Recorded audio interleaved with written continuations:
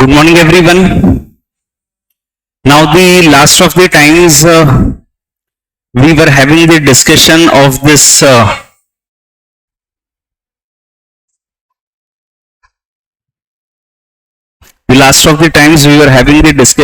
progressive and regressive system of taxation.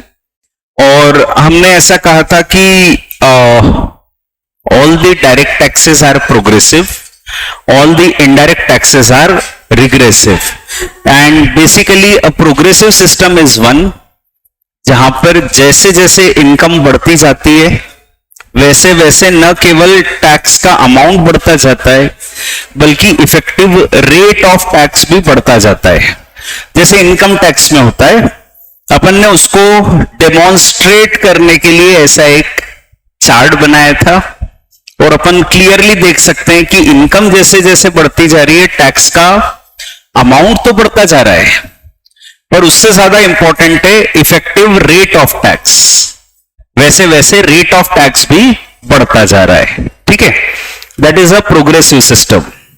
जबकि regressive system basically ये होता है जहां पर जैसे जैसे इनकम बढ़ती जा रही है वैसे वैसे टैक्स का अमाउंट हो सकता है बढ़ जाए, पर most importantly effective rate of tax कम हो जाता है। तो टैक्स का जो बोझ है वो गरीब पे ज्यादा आता है। ऐसा अपना एग्जाम्पल था कल का, नैना और सुनैना दो सिस्टर्स हैं और नैना जो है वो उसका टैक्स बनता है 2200 रुपए, केवल 2200 रुपए, पर उनकी इनकम के अनुपात में दैट टैक्स इज अराउंड 8.8%। जबकि सुनैना जो है 2 लाख रुपए महीने कमाती हैं, उनका टैक्स 12,000 रुपए बनता है, बट उनकी इनकम के अनुपात में उनका जो टैक्स है वो 6% ही बनता है। तो नैना जो है उस पर टैक्स का बर्डन ज्यादा है, अपनी इनकम का कुछ 8.8% उसको टैक्स देना पड़ता है, जबकि सुनैना को केवल अपनी इनकम का 6% टैक्स देना पड़ता है। तो डेफिनेटली टैक्स का जो बर्डन है वो नैना पर ज्यादा है। That is the proposition which was there. तो ये इनडायरेक्ट टैक्स है, जीएसटी है, सारे इनडायरेक्ट टैक्सेस की एक बुराई है कि वो रिग्रेसिव है। तो कोई तो ये कहता है कि भाई डायरेक्ट टैक्स का रेट ही थोड़ा बढ़ा दो, सरकार को जो टैक्स चाहिए वो डायरेक्ट टैक्स के जरिए अचीव कर लो, क्योंकि डायरेक्ट टैक्सेस आर प्रोग्रेसिव। सही सिस्टम ऑफ टैक्स वही है, अमीरों पे टैक्स का बोझ ज्यादा है, गरीबों पे कम है। तो क्यों ना आप ऐसा करो कि डायरेक्ट टैक्स को ही रेट बढ़ा लो एंड इनडायरेक्ट टैक्स को खत्म कर दो, जीएसटी को खत्म कर दो। पर सरकार ऐसा करती नहीं है। उसका एक रीजन कल मैंने आपको बताया था, और वो रीजन था कि डायरेक्ट टैक्स, इनडायरेक्ट टैक्सेस की बुराई है कि वो रिग्रेसिव है।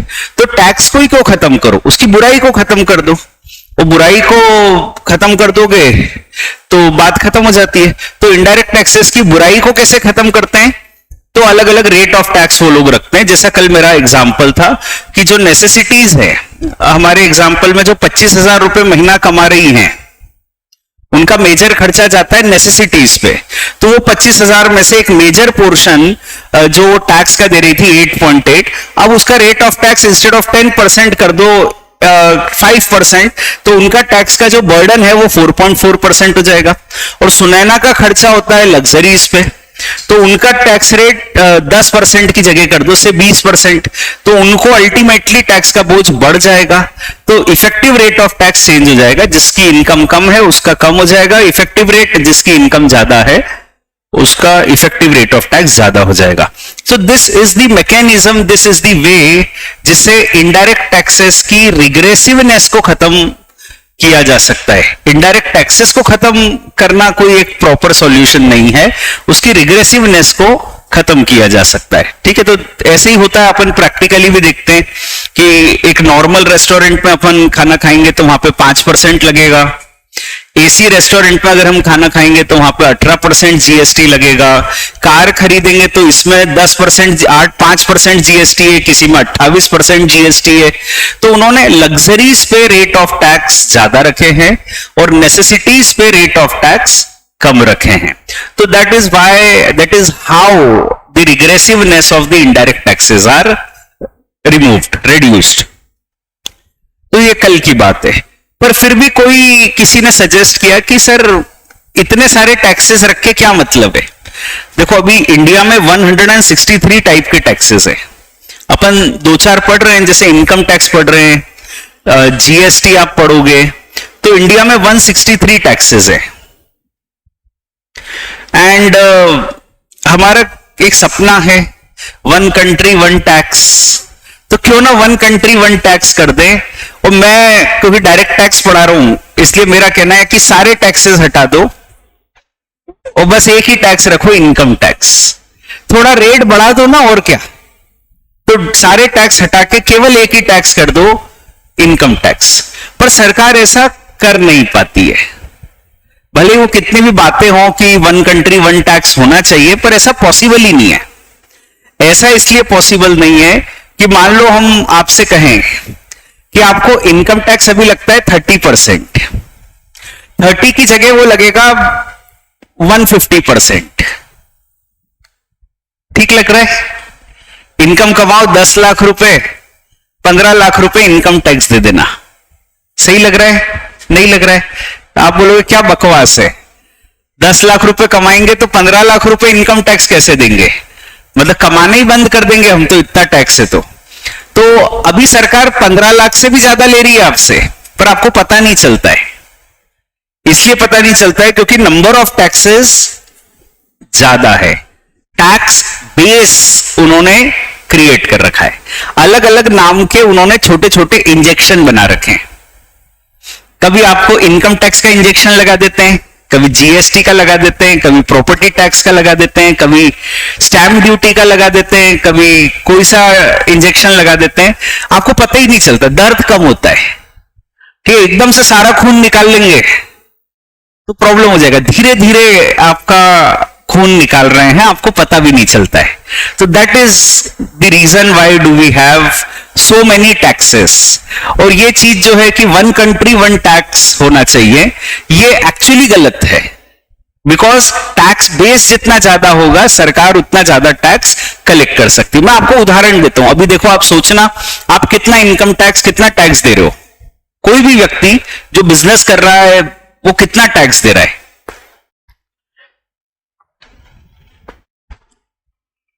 एक बिजनेसमैन है, उसका टर्नओवर है 10 करोड़। टर्नओवर पे कौन सा टैक्स लगता है? टर्नओवर पे टैक्स लगता है जीएसटी, है ना। टर्नओवर का टैक्स होता है जीएसटी, सेल्स पे। तो टर्नओवर है 10 करोड़, अपन मान लेते हैं 18% जीएसटी लगता है। तो 10 करोड़ जब वो गुड्स बेचेगा तो कस्टमर से 1 करोड़ 80 लाख रुपए कलेक्ट करेगा, और ये 1 करोड़ 80 लाख वो गवर्नमेंट को दे देगा। तो गवर्नमेंट का एक अलग खाता बना लेते हैं कि हमने गवर्नमेंट को कितना दिया, 1 करोड़ 80 लाख रुपए सरकार को मिल गए टर्नओवर पे टैक्स। अब ये तो एक हुआ। इसके बाद उसने खर्चे किए, खर्चे करने के बाद उसको आया प्रॉफिट। कोई ये कह रहा होगा, सोच रहा होगा कि साहब खर्चे करेगा तब भी तो जीएसटी लगेगा, जो खर्चे वो कर रहा है उस पर भी जीएसटी लगेगा। वो जीएसटी जो उसको खर्चे पे लगेगा, उसका क्रेडिट उसको टर्नओवर में से मिल जाएगा। टर्नओवर पे जो टैक्स लगा, आपको पता है इनपुट टैक्स क्रेडिट, ऐसा शब्द सुना है कभी, है ना। इनपुट टैक्स क्रेडिट मिल जाता है, आईटीसी मिल जाता है। तो जीएसटी में क्रेडिट मिल जाता है जो टैक्स उसका लगा। तो इसलिए खर्चों के टैक्स को अपन इग्नोर कर रहे हैं क्योंकि उसका नेट ऑफ हो जाएगा। अब प्रॉफिट आया से उसका, बिजनेस में प्रॉफिट कितना होता है 5-10%, तो अपन मान लेते हैं उसका 7% प्रॉफिट आया, 70 लाख रुपए। 10 करोड़ उसने टर्नओवर किया है, खुद बेचारा कितना कमा रहा है 70 लाख। अभी 70 लाख पे लगेगा इनकम टैक्स। इनकम टैक्स का रेट कितना है, मैक्सिमम कितना इनकम टैक्स कितना लगता है 30%। चलो 30 ले लेते हैं, तो 70 लाख का 30% 21 लाख रुपए उसने दिया इनकम टैक्स सरकार को। अब ये 21 लाख देने के बाद उसके पास नेट डिस्पोजेबल इनकम पिछली बार जो अपन ने शब्द यूज किया था कि उसको घर ले जाने को कितने पैसे मिले, वो बचे 49, ये वो घर ले गया। आपने कहा चलो इतने तो बचे, ये तो अपने ही हैं, पर ऐसा नहीं है। अब ये 49 वो जहां जहां खर्च करेगा वहां वहां उसको टैक्स लगेगा। इससे जमीन खरीदेगा तो स्टैम्प ड्यूटी लगेगा, इससे घर के खर्चे करेगा तो जीएसटी लगेगा, इससे और भी कुछ खर्चे करेगा, मूवी देखने जाएगा तो एंटरटेनमेंट टैक्स लगेगा, होटल में रुकेगा तो लग्जरी टैक्स लगेगा। हर जगह जहां जहां वो जाएगा सरकार उसके साथ है, सरकार उसकी साइलेंट पार्टनर है। जितना वो कमा रहा है सरकार उसकी पार्टनर है, सरकार का हिस्सा है।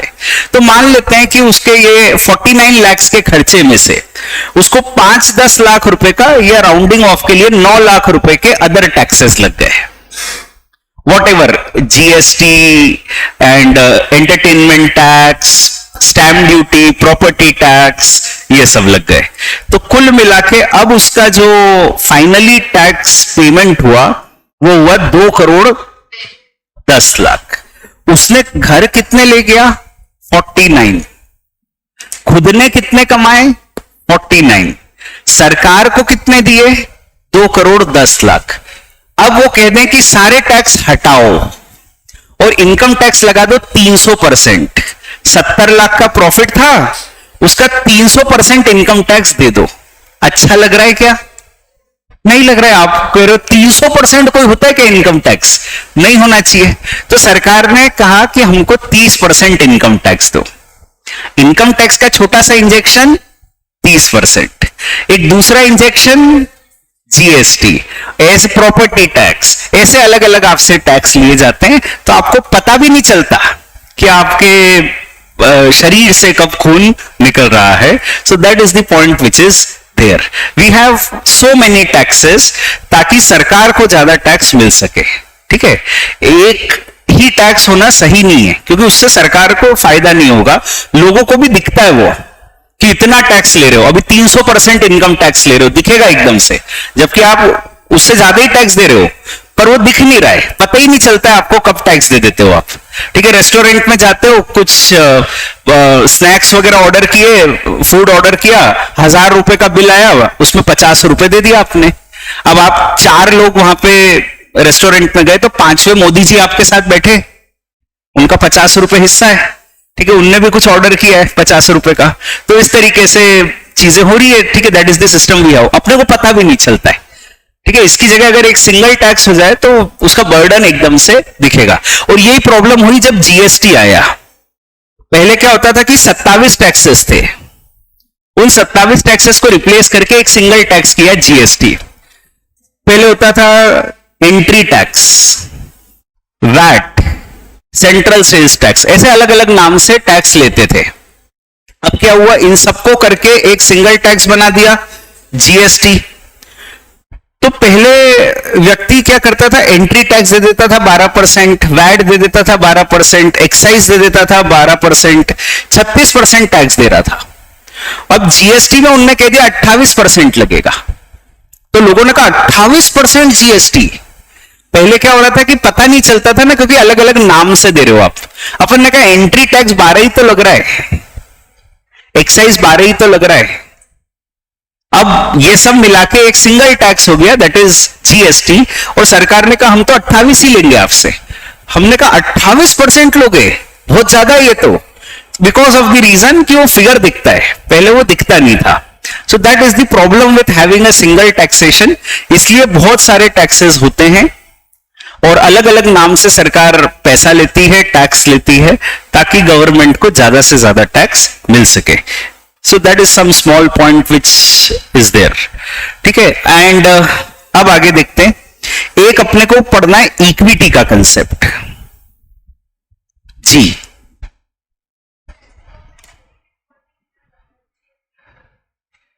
वहां पे उनको 36 मिल रहा था, तो जीएसटी क्यों लाए?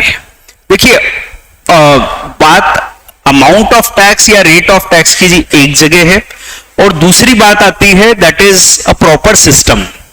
उनका कहना था GST is a better system. यहां पे गुड्स और सर्विसेज को आपने एक जैसा ट्रीटमेंट दे दिया। पहले क्या होता था कि जैसे वैट आपने दिया, वैट लगता था गुड्स पे और सर्विसेज पे लगता था सर्विस टैक्स, तो इंटर क्रेडिट नहीं मिलती थी। मान लो मैं चार्टर्ड अकाउंटेंट हूं और मैं सर्विसेज दे रहा हूं, पर ये सर्विसेज देने के लिए मैं कुछ गुड्स यूज कर रहा हूं, कंप्यूटर यूज कर रहा हूं, तो कंप्यूटर पे जो वैट मैंने दिया है उसका क्रेडिट मेरे को मेरी सर्विसेज से नहीं मिल पाता था, जीएसटी से नहीं मिल, मतलब मेरे सर्विस टैक्स से नहीं मिल पाता था। तो as a system what is better, GST is better, ऐसा उनका कहना है। तो अब ठीक है, थोड़ा कॉम्प्रोमाइज सरकार भी कर रही है, कुछ चीजों में जीएसटी के रेट भी बढ़ा दिए उन्होंने, कुछ में कम कर दिए, ओवरऑल बैलेंस कर लिया, ज्यादा ही मिल रहा है सरकार को। देखो जीवन में रूल यही है कि सरकार जो कानून बनाती है अपने को लगता है अपने लिए बनाती है, पर ऐसा सच नहीं है। सच तो ये वो उनके लिए बनाते हैं, ठीक है, अपने को कुछ फायदा मिल रहा है तो अपन देख लो, बाकी basic law is for the facilitation of the government itself. अब आता है the principle of equity. Equity is different from equality. Equality मतलब सबको बराबर ट्रीटमेंट मिलना चाहिए, इक्वालिटी, और इक्विटी का मतलब होता है न्याय, ना, the concept of equity. Equity का हिंदी में मतलब होता है न्याय। अब उनका यह कहना है कि हम सबको बराबर नहीं ट्रीट करेंगे, ठीक है, इक्वालिटी नहीं अचीव करना है। टैक्स का ऑब्जेक्टिव इक्वालिटी अचीव करना नहीं है, टैक्स का ऑब्जेक्टिव है इक्विटी अचीव करना। और इक्विटी मतलब यहां पे अपन मोटा मोटा ये कह सकते हैं कि अमीरों से ज्यादा टैक्स लो और गरीबों के बेनिफिट के लिए यूज करो। That is somewhere the concept of equity. अमीरों से ज्यादा टैक्स लो और गरीबों के बेनिफिट के लिए यूज करो, मोटा मोटा ये बात है, मैं उसको बताता हूं। अब देखो, अगर सरकार कह दे कि इक्वालिटी होगी टैक्स में तो बड़ा अन्याय हो जाएगा। कैसे अन्याय हो जाएगा समझना। सरकार ने कहा देश के 140 करोड़ बच्चे हैं, सब देश के बच्चे हैं, देश के लिए उनको योगदान देना चाहिए, तो ऐसा क्यों कि कोई ज्यादा योगदान दे कोई कम योगदान दे, सबको बराबर ट्रीट करना चाहिए। All are equal before the law, ठीक है, सबको बराबर ट्रीटमेंट देना चाहिए। तो सबकी जिम्मेदारी है आज से कि हर व्यक्ति साल का 1 लाख रुपए इनकम टैक्स देगा। क्यों? क्योंकि देश के लिए सबको पैसा देना चाहिए, तो अमीर हो या गरीब सबको साल का 1 लाख रुपए इनकम टैक्स देना चाहिए, ठीक है। तो कई लोग तो बेचारे बड़े दुखी हो गए, स्टूडेंट्स दुखी हो गए, हम तो कमा ही नहीं रहे हैं सर, 1 लाख कहां से देंगे। फिर कई लोग जो कमा रहे हैं वो कह रहे साहब हमारे पूरे परिवार की 2 लाख रुपए इनकम है, परिवार में 8 लोग हैं, 8 लाख रुपए कैसे टैक्स देंगे, हम तो 2 लाख रुपए ही कमा रहे, तो प्रॉब्लम हो गई। अंबानी जी बहुत खुश है, उन्होंने कहा मैं 5,000 करोड़ रुपए साल का टैक्स दे रहा था, आप क्या कह रहे हो साल का 1 लाख रुपए देना है, हमारे घर में 8 लोग हैं, 8 लाख रुपए होते हैं, और 100 साल का ले लो आप एक साथ, दिखने ही मत हमारे जीवन में अब आप, ठीक है, हमको क्योंकि कोई चिंता नहीं है, पैसे बहुत हैं, हम तो 5,000 करोड़ रुपए दे रहे थे, उसकी जगह आप इतना पैसा ले लो, खत्म बात। सो ये अन्याय हो जाएगा, अनफेयर हो जाएगा। इसलिए टैक्स लॉ हमेशा डिस्क्रिमिनेटिंग होते हैं, टैक्स लॉ हमेशा एक दूसरे को डिस्क्रिमिनेट करते हैं, अमीरों से ज्यादा टैक्स लेते हैं, गरीबों से कम टैक्स लेते हैं, क्योंकि यही न्याय है, इससे न्याय हो रहा है, ठीक है। उनका कंसेप्ट ये है, इक्विटी है। अब इक्विटी के 2 प्रिंसिपल्स हैं, एक कहलाता है वर्टिकल इक्विटी और एक कहलाता है हॉरिजॉन्टल इक्विटी। सुना इसके बारे में, vertical and horizontal equity? Vertical equity क्या होता है?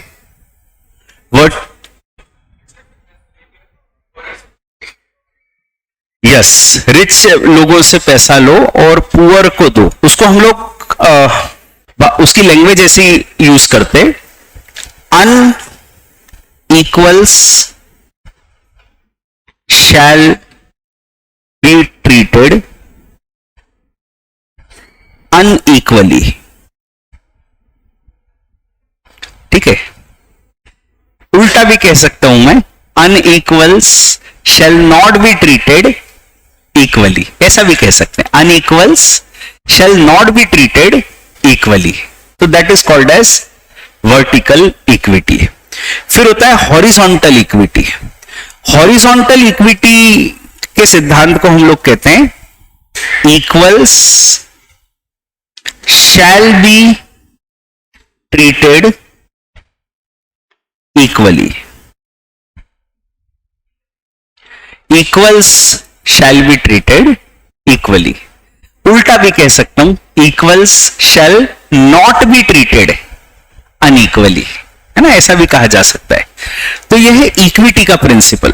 दोनों समझाऊंगा मैं, समझना. पहला है वर्टिकल इक्विटी. अब वर्टिकल इक्विटी का रूल क्या है? Unequals shall be treated unequally. Now what happens here,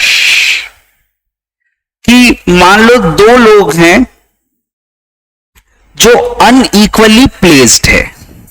एक व्यक्ति साल का 15 लाख रुपए कमाता है, एक व्यक्ति साल का 6 लाख रुपए कमाता है.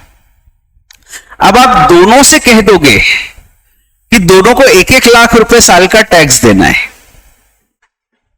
तो ये गलत हो जाएगा. क्योंकि 15 लाख रुपए कमाने वाला तो शायद खुश हो जाएगा कि चलो 1 लाख रुपए ही देना है, पर जो 6 लाख रुपए कमा रहा है उस पर टैक्स का बोझ ज्यादा आ जाएगा, उसको तो एकदम से 1 लाख रुपए का टैक्स देना पड़ जाएगा. तो उनका यह कहना है कि जो अनइक्वल्स हैं उनको अनइक्वल ट्रीटमेंट देना चाहिए. जो 15 लाख रुपए कमाता है उससे आप 3 लाख रुपए टैक्स अगर ले रहे हो, तो 6 लाख रुपए कमाने वाले से 3 लाख रुपए टैक्स नहीं लेना है, उससे कम लेना है. उससे 50,000 रुपए टैक्स ले लो, कोई भी, मतलब अनइक्वल ट्रीटमेंट दो. तो the rule is unequals shall be treated unequally. जो मेरा एग्जांपल है कि मुकेश अंबानी जो हैं, वो उनसे भी आप 1 लाख रुपए ले रहे हो और कोई नॉर्मल व्यक्ति है उससे भी 1 लाख रुपए ले रहे हो, तो वो अनफेयर है, अनजस्ट है. सो देयरफॉर वर्टिकल इक्विटी का प्रिंसिपल है unequals shall be treated unequally. ठीक है. अब आता है हॉरिजॉन्टल इक्विटी. हॉरिजॉन्टल इक्विटी का रूल है equals shall be treated equally. मतलब यह है कि जो एक जैसे प्लेस्ड लोग हैं उनके साथ एक जैसा ट्रीटमेंट किया जाना चाहिए. जो बिजनेस करके 10 लाख रुपए कमा रहा है उससे आप 1 लाख रुपए टैक्स अगर मांग रहे हो, तो जो जॉब करके 10 लाख रुपए कमा रहा है उससे भी 1 लाख रुपए मांगने चाहिए, क्योंकि they are equals, financially they are placed equally. Business करके 10 लाख रुपए कमा रहा है, या जॉब करके 10 लाख रुपए कमा रहा है, या कुछ और करके 10 लाख रुपए कमा रहा है, तो सबको एक जैसा ट्रीटमेंट होना चाहिए. Equals shall be treated equally, rule ये है. पर कई बार हम हॉरिजॉन्टल इक्विटी को कॉम्प्रोमाइज कर देते हैं. इसलिए कॉम्प्रोमाइज करते हैं ताकि हम अपने ऑब्जेक्टिव्स को अचीव कर सके, गवर्नमेंट पॉलिसीज को इंप्लीमेंट कर सके. मान लो कोई खेती करके 10 लाख रुपए कमा रहा है ना, वो भी खेती कर रहा है, वो भी मेहनत कर रहा है. जो जॉब कर रहा है वो भी मेहनत कर रहा है, जो बिजनेस कर रहा है वो भी मेहनत कर रहा है.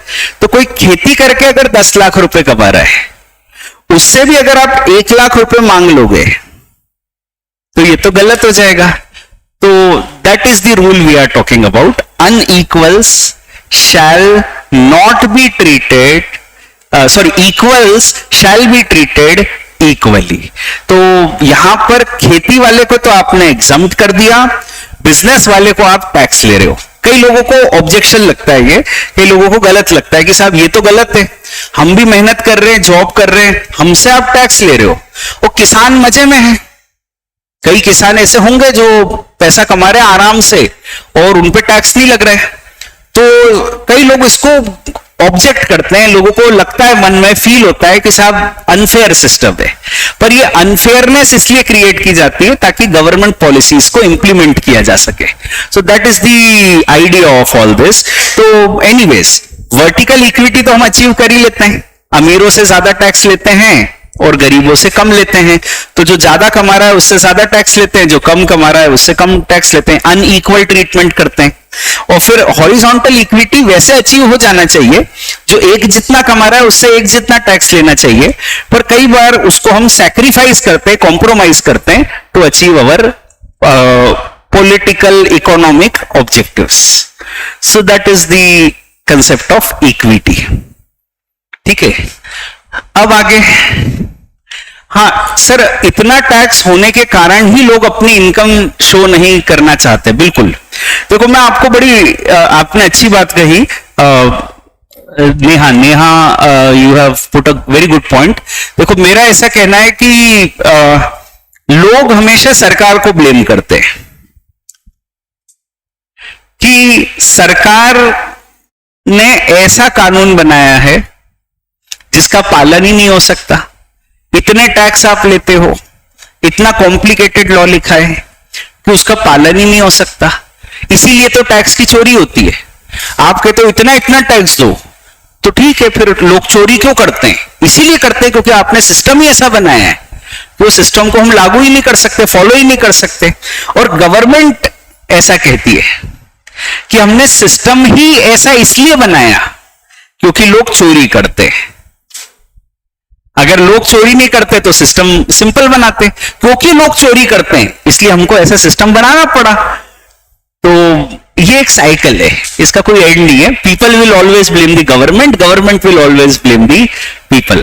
ठीक है, हम कहेंगे कि लॉ कॉम्प्लिकेटेड है तो हम कैसे अप्लाई करें, तो इसलिए नहीं अप्लाई करते हैं, उसको डिफॉल्ट कर देते हैं। और गवर्नमेंट कहेगी कि लॉ कॉम्प्लिकेट करने इसलिए पड़ा क्योंकि लोग मानते ही नहीं थे, उसका वायलेशन करते थे, तो लोगों को परेशान या उनको प्रेशराइज करने के लिए कि लॉ पालन करो, इसलिए हमने लॉ ऐसा बनाया। तो ये बिल्कुल आपका सही कहना है। ठीक है, और कुछ anything on this? Now we can start with the income tax after this. Anything to be discussed on, anything till now?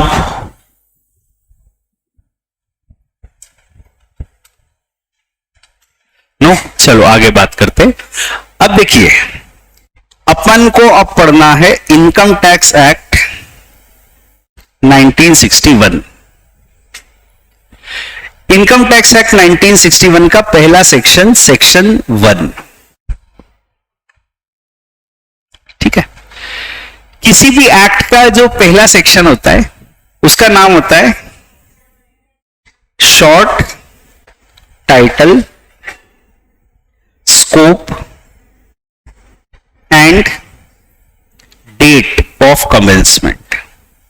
Section 1 में पहला subsection, this act shall be called as the Income Tax Act 1961। मैं short में लिख रहा हूं, उनने पूरा लिखा है income tax act 1961। Second,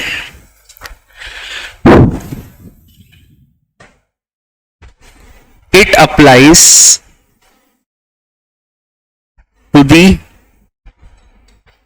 whole of India।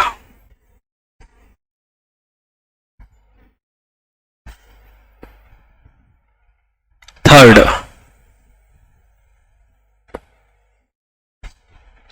it shall apply from 1/4/1962।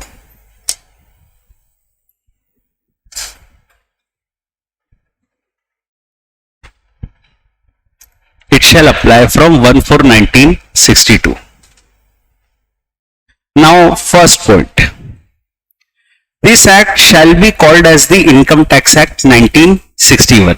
Simple सी बात है, एक्ट का नाम दिया उन्होंने, The act shall be called as the Income Tax Act 1961। ठीक है, दूसरा, it shall apply to whole of India। अभी यहां तो लिखा है it shall apply to whole of India, कई जगह पहले लिखा होता था it shall apply to whole of India except Jammu and Kashmir, या एक्सेप्ट सम, और भी लिखा रहता था except Jammu Kashmir, some parts of Sikkim, Assam, ऐसा भी लिखा रहता था। तो जो भी है, इनकम टैक्स में शुरू से लिखा हुआ है that it shall apply to the whole of India. ठीक है, इनकम टैक्स का लॉ देखो, उसकी माइंडसेट बहुत अलग होती है। लोग है ना हमेशा टैक्स बचाने की कोशिश करते हैं, तो लॉ ऐसा लिखा जाता है जिससे लोग टैक्स बचा नहीं पाए, किसी को नहीं छोड़ेंगे। उनका एक ही रूल है, किसी को नहीं छोड़ेंगे। ठीक है, किसी को छोड़ दिया तो वो मजे कर लेगा, टैक्स नहीं भरेगा। तो हमारा माइंडसेट है किसी को भी नहीं छोड़ना है।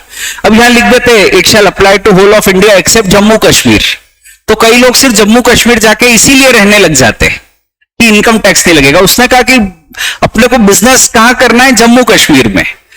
किसी ने कहा वहां टेररिस्ट है, उन्होंने कहा होंगे, टैक्स तो बचेगा कम से कम, यहां कौन सा कम टेररिज्म है। ठीक है, तो अपन तो वहीं रहेंगे। So therefore for that reason कई लोग जम्मू कश्मीर शिफ्ट हो जाते हैं टैक्स बचाने के लिए। तो सरकार ने कहा नहीं छोड़ेंगे, तुम भले जम्मू कश्मीर चले जाओ, कहीं भी चले जाओ, हम तुमको नहीं छोड़ेंगे, तुमसे टैक्स लेंगे। तो यहां शुरू से लिखा है it shall apply to whole of India including Jammu Kashmir, नहीं छोड़ेंगे। ठीक है, फिर इनकम टैक्स एक्ट आया कब से था, 1961 में, तो लागू कब से हुआ, 1962 से, 1 अप्रैल 1962। ठीक है, दैट इज द डेट। ये 3 पॉइंट्स है। The act shall be called as the Income Tax Act 1961. It shall apply to the whole of India and it shall apply from 1 April 1962. ऐसा हर एक्ट के सेक्शन 1 में होता है। मेरे को नहीं पता, अभी कंपनी लॉ आपने पढ़ना चालू किया, उसमें पढ़ा है क्या? ठीक है, this act shall be called as the Companies Act 2013, it shall apply to whole of India, है ना। और तीसरा it shall apply from date as may be notified, वहां पे नोटिफाइड डेट से प्रोविजंस अप्लाई हुए, जैसा भी जो लिखा है वैसा है। ठीक है, तो यह है सेक्शन 1, हर एक्ट का सेक्शन 1 होता है, यहां भी है, ज्यादा रटना नहीं है। ठीक है, और अब जैसे यहां कुछ चीजें हैं जो मैं आपको अभी नहीं बता रहा हूं, जैसे it shall apply to whole of India, तो इंडिया क्या होता है, ये सब कंसेप्ट मेरे को आपको बताने पड़ेंगे, अपन करेंगे बात। ये एक कोडिफाइड सिस्टम ऑफ लॉ है, जो लिखा है वही कानून है, वही सही है, वही न्याय है। ठीक है, याद है ना कल की बात, तो जो लिखा है वही चलेगा, इसलिए यहां शब्दों का बहुत महत्व है, जो लिखा है वो प्रिसाइज है। इसके बाद आता है सेक्शन 2। किसी भी एक्ट का सेक्शन 2 क्या होता है, डेफिनेशंस। आपने फाउंडेशन में पढ़ा होगा कॉन्ट्रैक्ट एक्ट, है ना, कॉन्ट्रैक्ट एक्ट पढ़ा होगा, तो वहां पढ़ी थी डेफिनेशंस। कॉन्ट्रैक्ट एक्ट में आपने पढ़ी होगी डेफिनेशंस। कितनी डेफिनेशंस, हार्डली कुछ definitions. Section 2H, what is a contract, है ना, an agreement enforceable at law, what is an agreement, what is consideration, ऐसी गिनती की 6, 7, 8 डेफिनेशंस आपने पढ़ी, उतनी थी। आपने सेल ऑफ गुड्स एक्ट पढ़ा, वहां डेफिनेशंस पढ़ी, गिनती की 10-15 डेफिनेशंस पढ़ी होगी, है ना। ऐसी आपने LLP एक्ट पढ़ा, हो सकता है वहां कोई डेफिनेशंस पढ़ी हो। अब ऐसी इनकम टैक्स एक्ट में दी हुई है डेफिनेशंस। इनकम टैक्स एक्ट में section 2 subsection 1, subsection 2, subsection 1A, subsection 3, ऐसे करीब करीब 80-90 डेफिनेशंस है, ज्यादा नहीं है। इनकम टैक्स बहुत छोटा सा सब्जेक्ट है, तो यहां कोई 70, 80, 100 से कम होते ही नहीं है। तो डेफिनेशंस कितनी है, 80-90 होंगी, मतलब 100 भी हो सकती है, ज्यादा है ही नहीं। अब ये जो 80-90 डेफिनेशंस हैं, ये अपने को सारी पढ़नी है क्या, 80-90 डेफिनेशंस है, ये हमको सारी पढ़नी है क्या, नहीं पढ़नी है।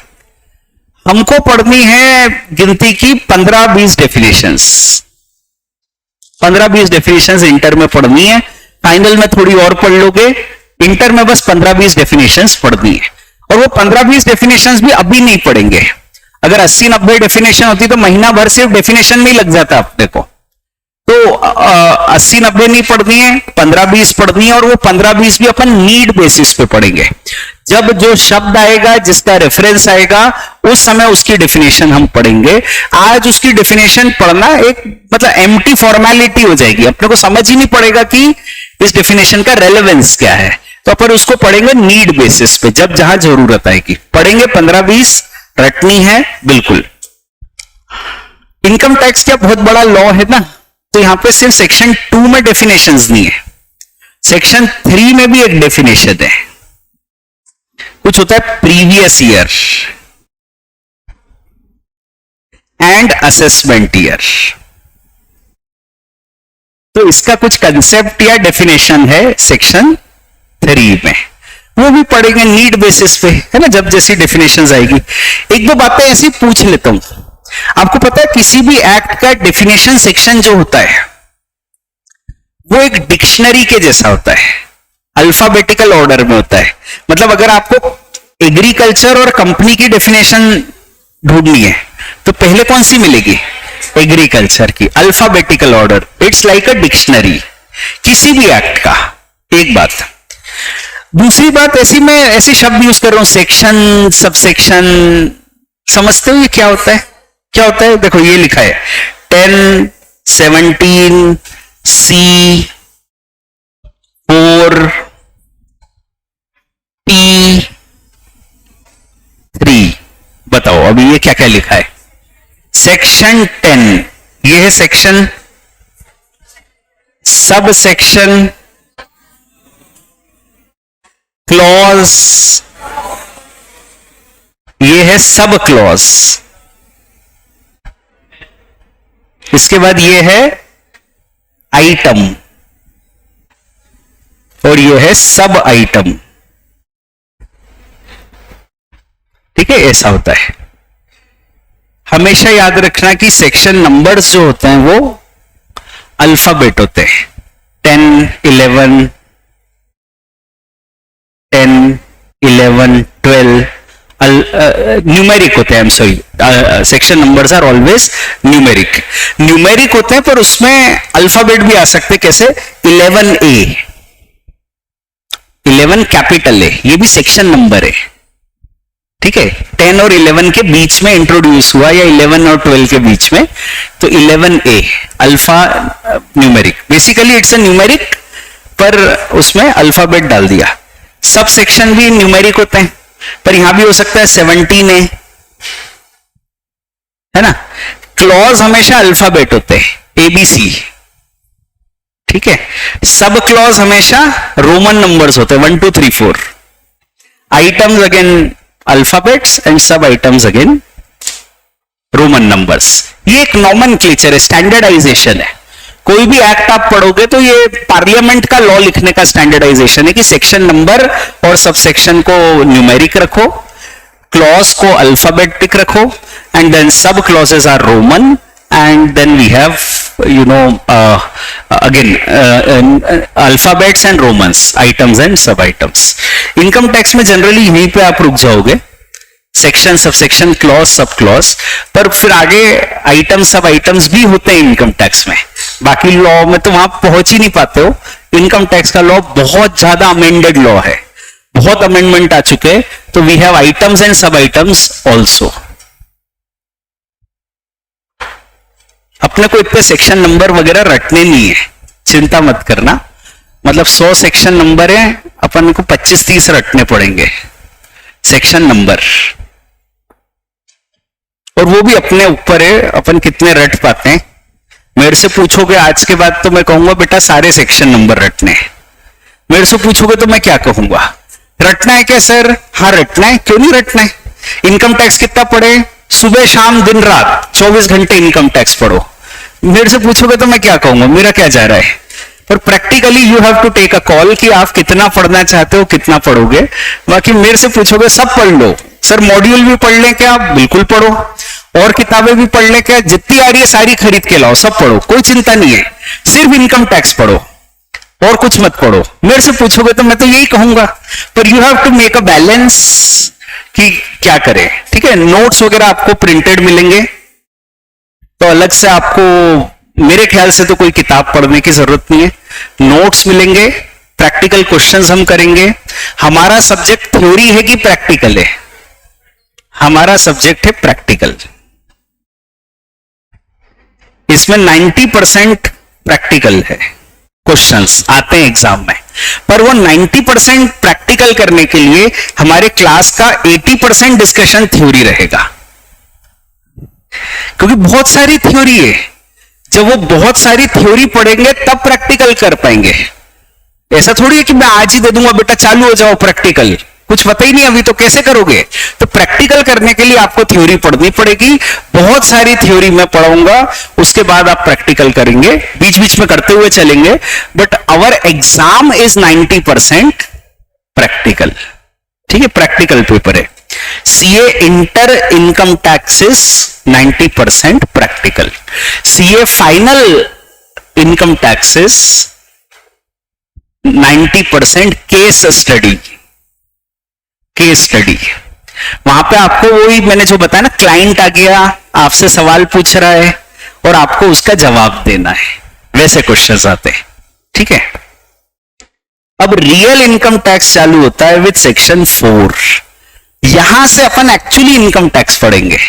अभी तक तो ऐसी बातें कर रहे थे। मैं एक चीज और बता देता हूं आपको, सेक्शन 4 के लिए ही किसी भी एक्ट के 3 हिस्से होते हैं। किसी भी टैक्स लॉ के 3 हिस्से होते हैं। टैक्स कब लगेगा उसको कहते हैं हम चार्ज। टैक्स लगेगा तो कितना लगेगा, कैलकुलेशन। कैलकुलेशन को टैक्स की भाषा में कहते हैं कंप्यूटेशन। टैक्स लगेगा तो कितना लगेगा। कितना लगेगा के 2 वेरिएबल होते हैं, किस अमाउंट पे और किस रेट पे। और तीसरी और आखिरी बात आती है, दैट इज अबाउट प्रोसीजर्स। कोई भी टैक्स लॉ हो उसमें यही 3 चीजें होती है। जैसे अभी अपन पढ़ रहे हैं इनकम टैक्स, तो इनकम टैक्स में पहली चीज आती है charge, that is income tax कब लगेगा। वही है सेक्शन 4, चार्ज, इनकम टैक्स कब लगेगा। तो मोटा मोटा शायद ऐसी बातें लिखी गई होगी शायद, कि अगर कोई व्यक्ति इनकम कमाता है तो उसे इनकम टैक्स लगेगा, ऐसे कुछ लगेगा। इनकम टैक्स कब लगेगा, जब इनकम कमाओगे। तो ऐसे कुछ लिखा होगा कि अगर कोई व्यक्ति इनकम कमाता है तो इनकम टैक्स लगेगा। दूसरा है कंप्यूटेशन। कंप्यूटेशन में 2 चीजें, इनकम पे इनकम टैक्स लगेगा, तो इनकम को निकालेंगे कैसे, अमाउंट। और फिर इनकम टैक्स लगेगा किस रेट पे, 30% स्लैब रेट, किस रेट पे। मेरी इनकम 10 लाख, तो पूरे 10 लाख थोड़ी देने हैं, 10 लाख में से 1% देना है, रेट। तो इनकम टैक्स लगने के लिए 2 चीजें हैं, अमाउंट एंड रेट। इनकम और उस पर किस रेट से टैक्स लगेगा। और तीसरी और आखिरी चीज आती है प्रोसीजर्स। तो इनकम टैक्स में देखो बातें समझना, ऐसे चैप्टर्स होंगे कि एक तो इनकम टैक्स में आपको रजिस्ट्रेशन कराना पड़ेगा, जिसको आपने सुना होगा, कहते हैं परमानेंट अकाउंट नंबर, पैन लेना पड़ेगा। दूसरा होता है इनकम टैक्स में आपको रेगुलरली हिसाब देना पड़ेगा। हिसाब को हम लोग कहते हैं रिटर्न, रिटर्न भरना पड़ेगा। फिर इनकम टैक्स में आप जो हिसाब दोगे उसको इनकम टैक्स वाले चेक करेंगे।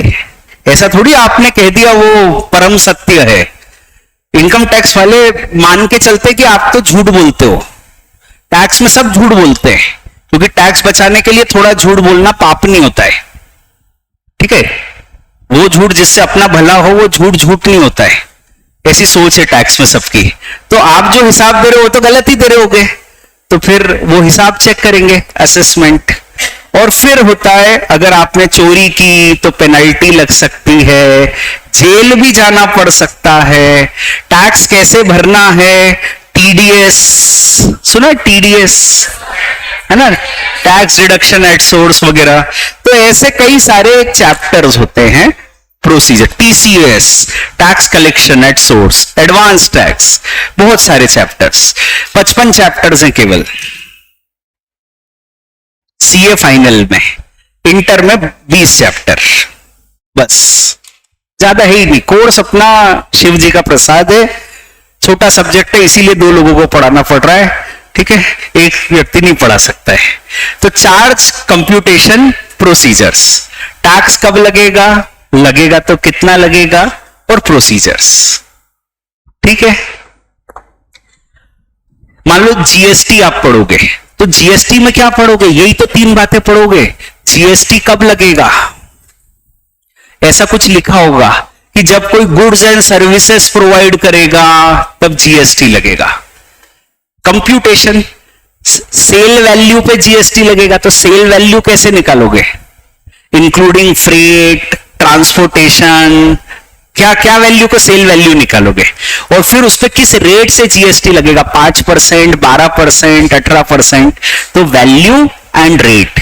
और फिर उसके बाद है प्रोसीजर्स, जीएसटी का रजिस्ट्रेशन, जीएसटी में हिसाब देना, जीएसटी कैसे भरना, असेसमेंट, वही सब चीजें। टैक्स लॉ में कोई भी आप पढ़ो यही तीन चीजें होती है। टैक्स कब लगेगा, सोचो कस्टम ड्यूटी पढ़ोगे फाइनल में, तो कब लगेगी कस्टम ड्यूटी, उसका एक सेक्शन होगा, व्हेन यू डू इंपोर्ट और export of goods in India और आउट ऑफ इंडिया।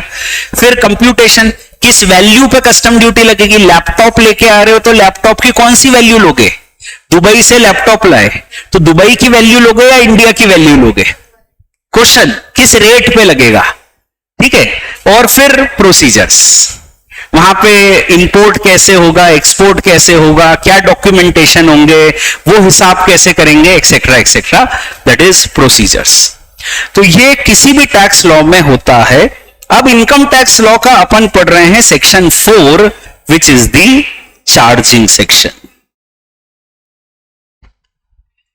ये बताता है कि इनकम टैक्स कब लगेगा, ठीक है। अभी क्योंकि आपके पास नोट्स है नहीं, तो आप ऐसा करो कि ये इस तरह के प्रिंटेड नोट्स रहेंगे, कलरफुल, ठीक है।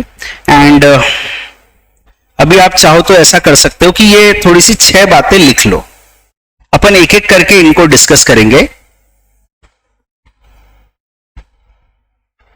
इनकम टैक्स लगने के लिए पहली condition is there shall be a person, ठीक है, there shall be a person. Person कौन होता है, उसकी डेफिनेशन है 231 में, 2 इज द डेफिनेशन सेक्शन, उसका sub section 31, there shall be a person, लिख लो, अच्छा रहेगा।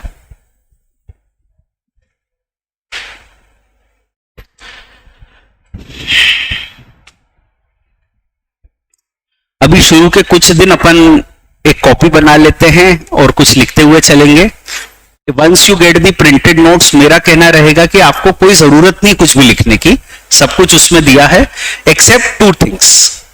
एक है कोई एग्जांपल्स हम कर रहे हैं क्लास में तो वो, और एक क्वेश्चंस जब हम करेंगे तो क्वेश्चंस की एक कॉपी आपको, एक ही कॉपी में मतलब एग्जांपल्स एंड क्वेश्चंस आप लिख सकते हैं। There shall be a person, person shall earn income, income shall not be exempt. फिर 4th point, 3rd, income shall fall within the scope of Indian income tax discussed in another chapter, residential status and scope of income tax. The income of previous year is generally taxable in assessment year and income is taxable at specific rates.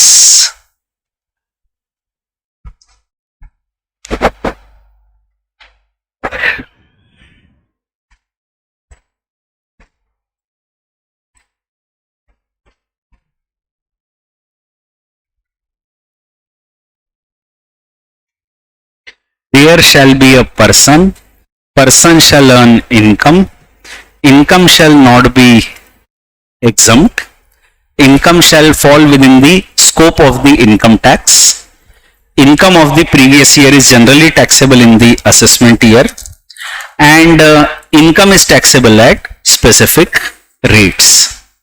तो ये 6 अपनी बातें हैं। Yes प्रगति,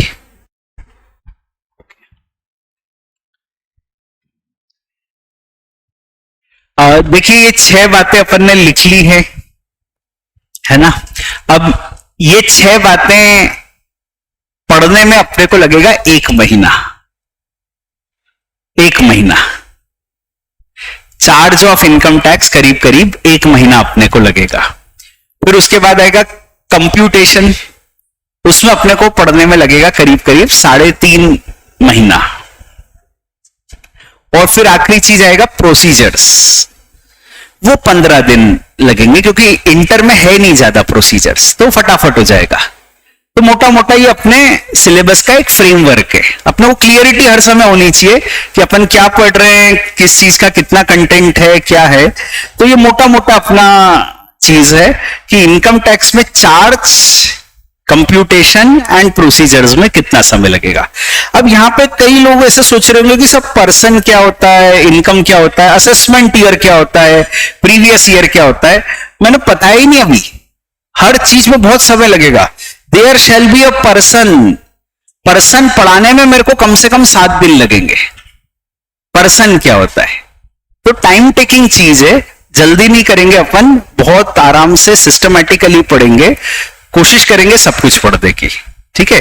कुछ छोड़ना नहीं है अपने को, सब कुछ पढ़ेंगे, डिटेल में पढ़ेंगे। और खास तौर पे इनकम टैक्स तो मैं पढ़ा ही दूंगा, उससे ज्यादा इंपॉर्टेंट है मेरी कोशिश रहेगी कि लॉ कैसे पढ़ना है वो मैं आपको बताऊं। Thank you very much.